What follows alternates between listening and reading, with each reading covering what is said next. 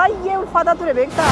Deemichaafis namatti hin tolu balfatu asiin gadi yaa'a. Yaa poolisii irratti argitee dandeessaa lubbuun daa'ima baay'ee asitti bahee ture. Kun sagalee hojjettoonni qulqullinaa fi jiraattonni magaalaa Finfinnee osoo magaalattiin misooma kooriidariin hin miidhagin dura rakkoo qulqullinaan wal qabatanii isaan mudatan dhageessisaa turanidha. Waggoota dheeraaf harki qulqullinaaf diriirfame magaalaan Finfinneenis misoomaan faayamtee simboo miidhaginaa ni uffatti jennee yaadne hin beeknu jedhan Aadde Atsaduu Bashaa fi Obbo Abdul Qaadir Shariif.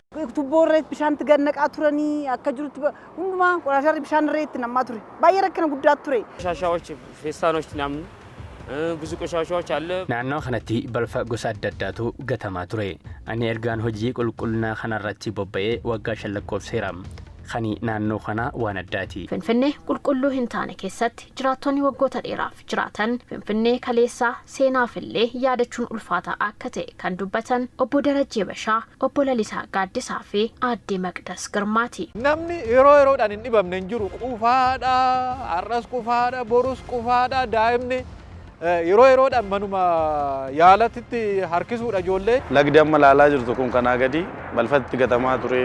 Naannoo magaalaati yoo konistiraakshiniin hojjetamu biyyeen faasitti dhangalaafamaa ture. Baay'ee waan nama jibbisiisuu fi namoonni bakka kanatti ልቡን illee kan darban hedduutu jira jechuudha. በፊት አካባቢያችን ንጹህ አይደለችም አብዛኛው ቆሻሻ መጣያ የነበረበት ቦታ ነው duraan naannawaan kun qulqulluun turre bakka balfi adda addaatti gatamudha balfi kun ammoo foolii badaa qaba. Director itti aanaan ejensi bulchiinsa qulqullinaa magaalaa Finfinnee Obbo Taakkala Deessisaa naannoo qulqulluu jireenyaaf mijaa'oo ta'uu uumuun akka hojii hojjettoota qulqullinaa qofaatti ilaalamaa waan tureef rakkoo guddaa ture jedhani. Balfi gogaa fi balfi dhangala'aallee wal makee yerootti baay'ee rakkatantu jira ture. Amma qulqulleessanii yeroo deemanii namoonni magaalaa kana keessa socho'anii akkuma jiranitti gatanii darbu. Yeroo sana ammas deebi'anii 2 3 4 deddeebanii qulqulleessu turanii humna baay'ee dadhabsiisaa. Misoomni kooriidarii seenaa kaleessaa balfa daandii irratti gatuu akka mirgaatti ilaalamus waan jijjiireef bu'aa isaa jechaan ibsuun rakkisaa ta'uu kan dubbatan immoo Aadde Atsaduu Bashaa fi Obbo Abdul Qaadir Shariifidha.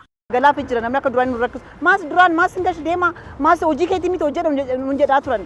Arra garuu bishaan irra yoo gannaman rifatanii dhiifamarree nu godhan ammarree maastikaa irra gatan beektaa. አሁን ተለዋውጠዋል ለውጥ አግኝተናል amma jijjiirama guddaatu jira naannoon kuni akkanatti miidhaguudhaan dhiibbaa hojii nurra ture nuufi hir'iseera. Jiraattonni magaalattii rakkoo ishee kanaan dura dubbataa turan lubbuun jiraatanii jijjiirama amma kana arguu isaaniitti kan dubbatan Obbo Darajjee Bashaa fi Komaandar Taarikuu Buttaa. Ijoollee isaa qabatee wookii kan hin goonan jiru.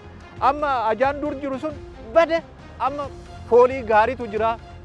Namni hafuura gaarii itti argatee qilleensa gaarii itti argatee fayyaa isaatiif nageenyi immoo toora kanatti baay'ee ajaa'ibsiisa jijjiirama guddaatu argame.